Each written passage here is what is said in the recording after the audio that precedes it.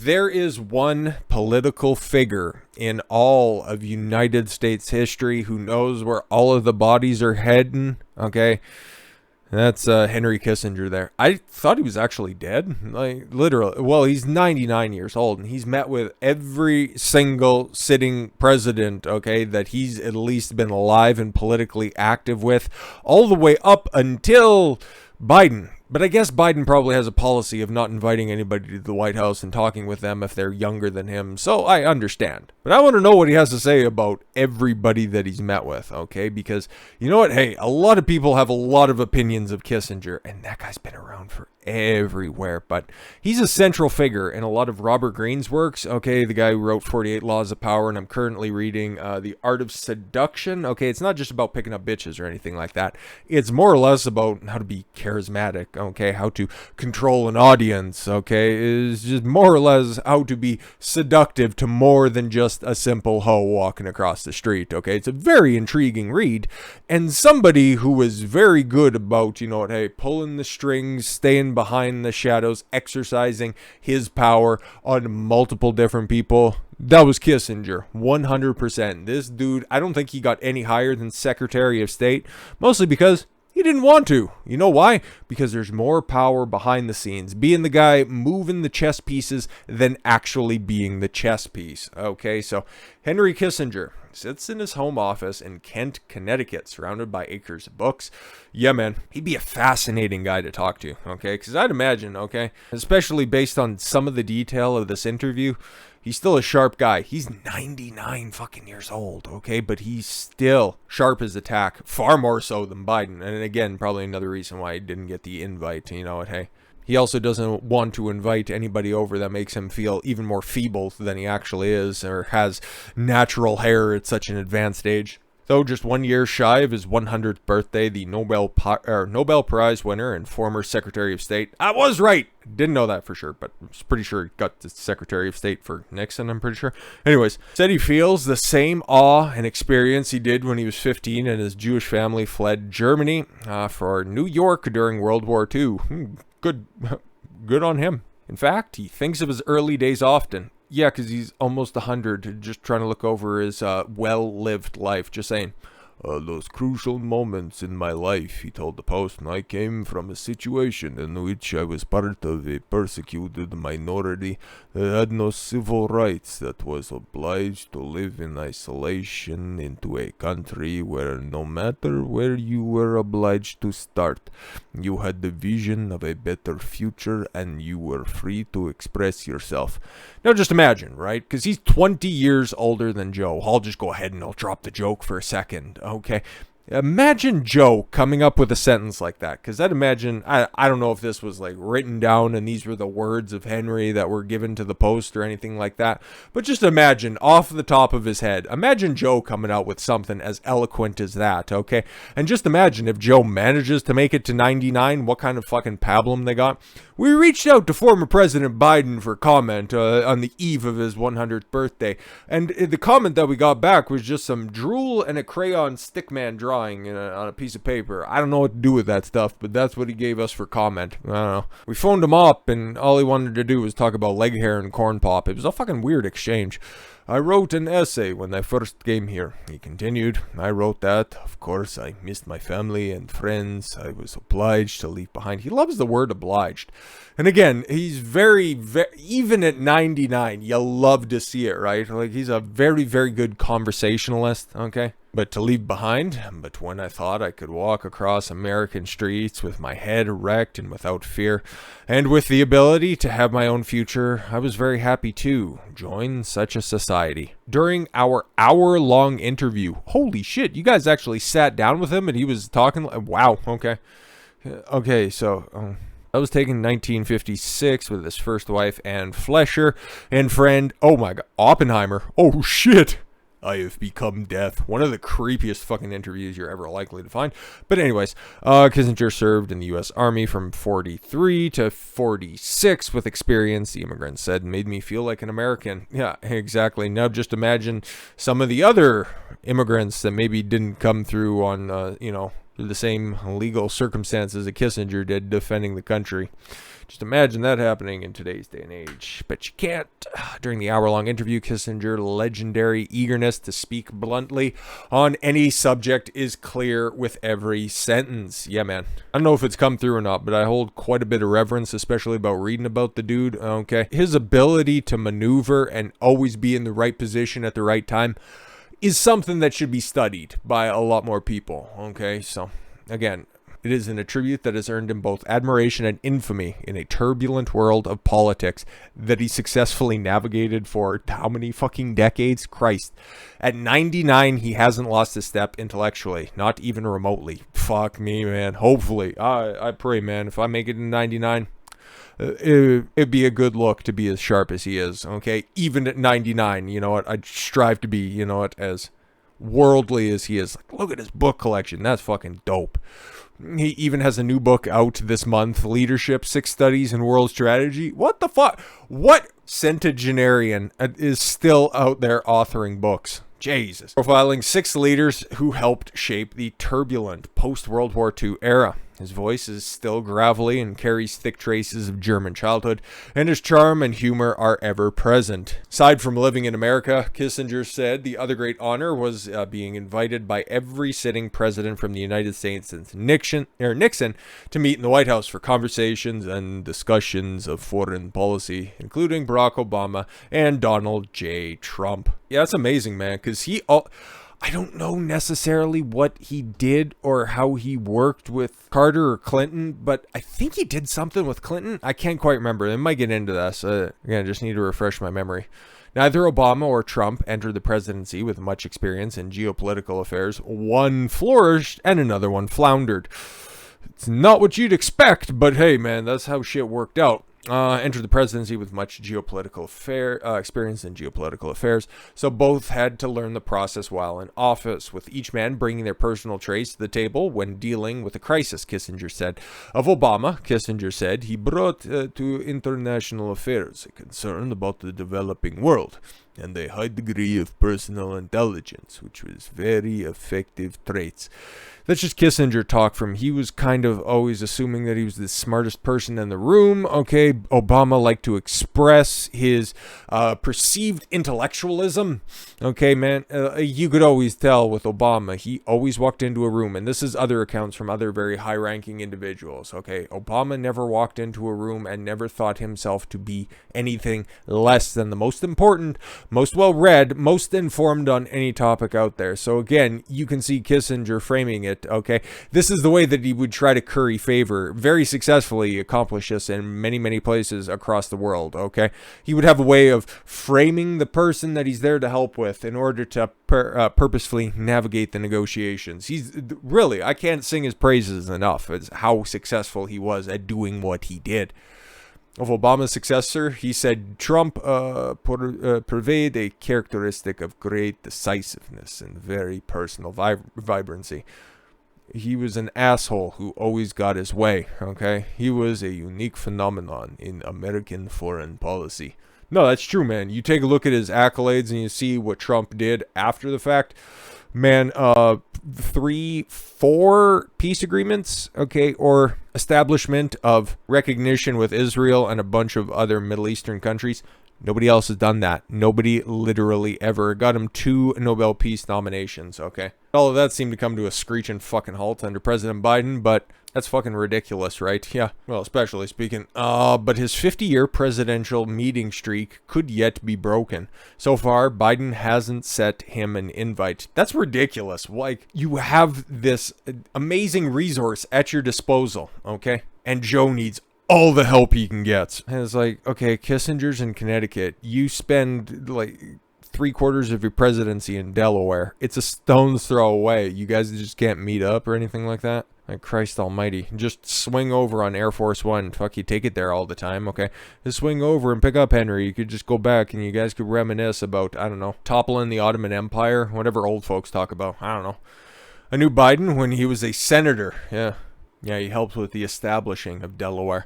But I have had no contact with him since he's been president, Kissinger said, matter-of-factly. I don't think a president is required to ask me for my counsel, he said. No, exactly. And again, you don't force the issue, especially if you're the one holding the cards. Okay, what's the point?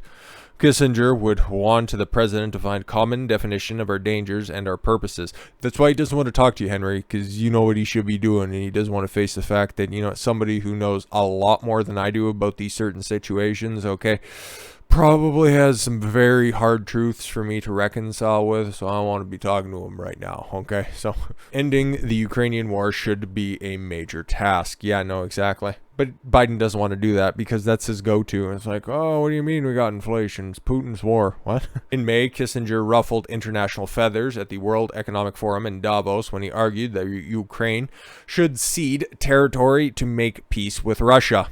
Yeah, no, exactly. How about that? Garry Kasparov, the Russian chess grandmaster and political activist, blasted Kissinger's comments on Twitter. Yeah, Kasparov's kind of lost his mind, okay? Not as badly, okay? Probably had something similar to what Bobby Fischer had to say, especially about the background of Kissinger. But anyways, saying that Kissinger's position is not merely immoral. If you care about such things, it's been proven wrong over and over. Actually, no, it's only, okay, like Kasparov, you're a great chess player and all that stuff, and you should also know strategy, like Kissinger does, okay? Look at what Russia wants, okay? Look at what you guys want. Find some fucking common ground. That's what Kissinger's talking about. The basics of fucking negotiation. And no, you going to spurg out, you fucking weirdo. Though Kissinger said Russia's invasion of Ukraine violated key principles of international order, he also is concerned that an embarrassing defeat for Vladimir Putin would worsen Europe's long-term stability. Yeah? Where's the lie so far? Said he supports Biden in his efforts to prove that Russian aggression will ultimately fail. I would, however, also say that, words are hard, should be given to what the world will look like after the war. We should not be in a position where the conflict becomes its own end. Ooh, let that sink in for a moment. Kissinger is also critical about Biden's withdrawal from Afghanistan last August. Yeah, buddy, I don't know. There is nothing that Biden can do at this point after the debacle that was the withdrawal from Afghanistan that will ever win back favor with me, okay? Like, I have nothing to do with it, especially, being Canadian and all. But the fact of the matter is, Biden, he fumbled that harder than anybody ever could. Like, he fucked up 20 years of whatever they did in Afghanistan in an afternoon. It's just amazing how badly he fucked that up. Almost as amazingly as how quickly it made it out of the headlines. The media should be hung for not hanging that failure on Biden's neck for longer. Oof. Anyways, the unilateral decision to hastily pull out of decades of occupying the country, in fact, because we wanted to be out by the 20th anniversary, you fucking nostalgic idiot, leading to the deaths of 13 American service members. It didn't make sense because there wasn't significant pressure at the time. Yeah, exactly. And it undermined the American capacity to resist aggression around the world. Yeah, exactly. And it looked even dumber considering the fact Biden said not too long before a bunch of fucking Afghani Jawas chased off the American military with AK-47s. Oh, we got nuclear bombs. I don't know why people need to be armed today. Yeah, exactly. Again, a group of goat fuckers chased out the United States military because Biden's a shit commander-in-chief. Kissinger has been advising presidents since he was hired as a part-time consultant to JFK's National Security Council. So if you're looking for somebody who's actually bipartisan, there you go. Where his cultural knowledge of Germany and language skills were valued as a key asset in the early days of the Cold War. Was he one of the guys who outed Kennedy as saying that, Kennedy's lauded for his brinksmanship? Okay. How he handled the Bay of Pigs situation, the Cuban Missile Crisis, right? Yeah, no, exactly. And how he handled that bullet through his head that really made a mess of the trunk of the convertible. Fucking Kennedy is a shit president, and if anybody still holds him up as some kind of exemplary example of how to really get things done, I appreciate womanizers and drug dealers about as much as I appreciate the current president of the United States. So yeah, I guess he's in good company. Oh yeah, but Kennedy definitely would have backed down if the Soviet Union would have done anything. He said, okay, one of the famous lines that came out of the Cuban Missile Crisis was, better dead than red, right? No. That JFK confided in, I can't remember who, it's probably easy to look up anyways, but still, no, that if push came to shove, he would have backed down and seceded, okay, any ground needed to the Soviet Union. So again, he was all bluster, too busy thinking about Marilyn Monroe snatch. Anyways, as he heads into his 100th year, Kissinger still has a lot to say about the state of the world. For his book, he chose his 6 subjects with whom he has personal interactions with the role of national security advisor, including Charles de Gaulle, French president, Richard Nixon, and Maggie Thatcher. Interesting, very interesting. Even after Nixon resigned from office in disgrace. Yeah, man, I want to do a deep dive on Watergate to just show you how well overblown that was by the media at the time. Washington Post with the scoop on that one back in the cut, right? Yeah, they've always been shit. Kissinger said he and the former president stayed very close. We remained friends and saw each other frequently. When either of us took a foreign trip, we would meet and analyze what we had learned and compared it with the views of others, he said. For a man with such lofty heights who won the Nobel Prize for helping to end the Vietnam War, Kissinger's beginnings were beyond humble. Born in Bavaria in a Jewish home, the son of a homemaker and a school teacher, Kissinger and his family immigrated to the United States in September of 1938. By 1943, he was serving in the U.S. Army. During his military service, he became a U.S. citizen. Yes, service guarantees citizenship. Came here as a refugee, and I worked until the age of 16, until I was drafted. Oof. The current crop of 16-year-olds, imagine them being drafted. Fuck. When I came back, I went to university and I studied mostly history and philanthropy because I wanted to understand what contributions needed to be made, or I might make, to overcome the divisions that had been characterized in the world in which I grew up. That would be code for, how can I best negotiate the wills and the whims of the different leaders in the world? How can I make my mark on the world through diplomacy? Kissinger has been lucky enough to outlive almost everyone he once advised. Yeah, exactly. Calls his longevity wondrous and gives credit to 2 people. I chose my parents very well, he said with a deep laugh. Ha, ha, ha. His mother, Paula, who never left the same Washington Heights apartment she moved into when first arrived in America. Wow, passed away at the age of 97. Wow. His dad, Louis, was 95 at the time of his death. His younger brother, Walter, who died last year, lived to the age of 96. Fuck. Hopefully that's not a universal truth, because most of my grandparents have a tendency to die in their 60s and 70s. Kissinger and his second wife, Nancy McGinnis, have been married since 1974. He has 2 children with his first wife and 5 grandchildren. His longevity certainly isn't thanks to leading a stress-free life, he added. Yeah, no shit, being one of the central figures because, credit's given to Jimmy Carter for ending the Vietnam War. No, it was Kissinger over there. He also accompanied Richard Nixon into China during the first goodwill mission of a sitting United States president into China at the time. He did most of the negotiations and talking because Nixon was such a fucking hothead. Shouldn't have fucked him over in 1960. Anyways, I had a lot of stress, but I believe if you live that you live in stressful situations, it also gives you an opportunity to try to achieve something positive. And therefore, boredom was never part of my business. And I consider myself lucky to have been able to live the various lives that I've lived and to meet the people that I did.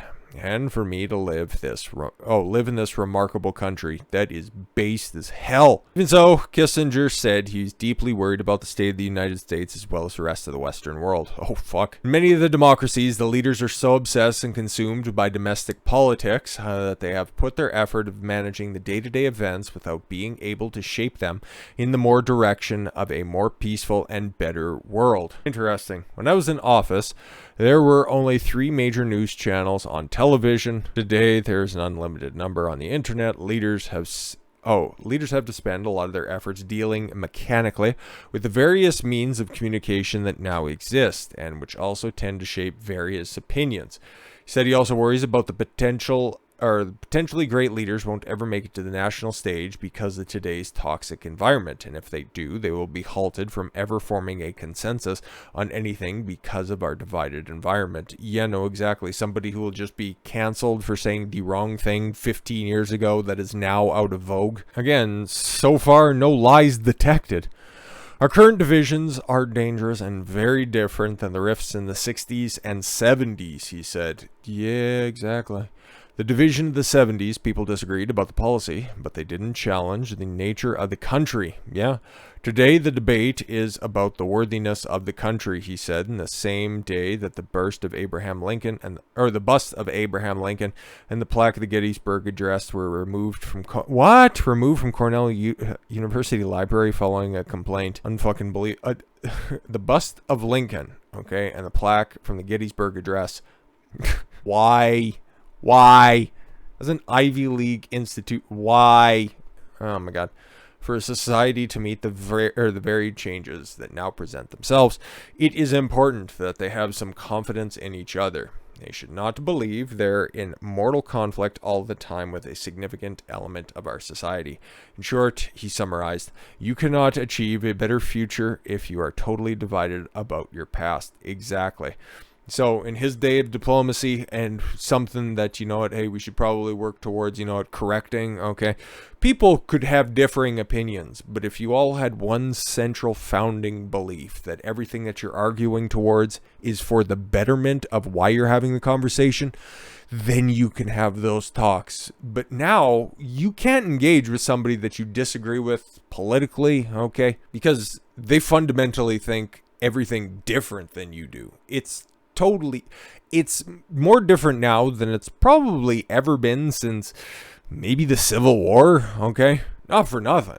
And I know it's not a unique perspective to share. It's just it's very obvious at this point. You could sit down and talk with somebody. It's like sports fan of opposing sports team, right? Like when I used to watch baseball and give a shit about the product, okay? I'm a diehard Blue Jays fan, right? Okay? And if across the aisle there was a Yankees fan that was sitting there, I could hate the Yankees guts, okay? I could think that everything about their team is absolute shit. But still, at the end of the day, we want a good baseball contest, okay? We want our arguments over the betterment of the product, okay? But today, I'd be talking to a Yankees fan, and then they start pulling out whack shit like my heritage or something like that. Or you can't make those comments because you're a cis white man. And it's like, why aren't we talking about the thing at hand? You're just talking about heritage and immutable characteristics. That's how fucked these people are, okay? And again, nothing new is said. But that's just the differences that are here. That's why I think that we're heading for a bifurcated society. We should just get the fuck on with this national divorce so that we could have two congruent societies that just, come together in order to work on things, side by side with one another, because I don't see any repairing this shit at this point. Just drop a nuke on all of it. Fuck that. But yeah, man, you might not like Kissinger for a whole host of different reasons, okay, but I respect the man for being able to do what he did for as long as he did. Study his methods. You don't have to like the man, but he accomplished a lot, and here's to a long life for one of the most successful diplomats in all the world. With all that said, thank you all very much for the gift of your time. I've been Don Consuelo. I want you to follow your gut and get after it. Take care, everyone.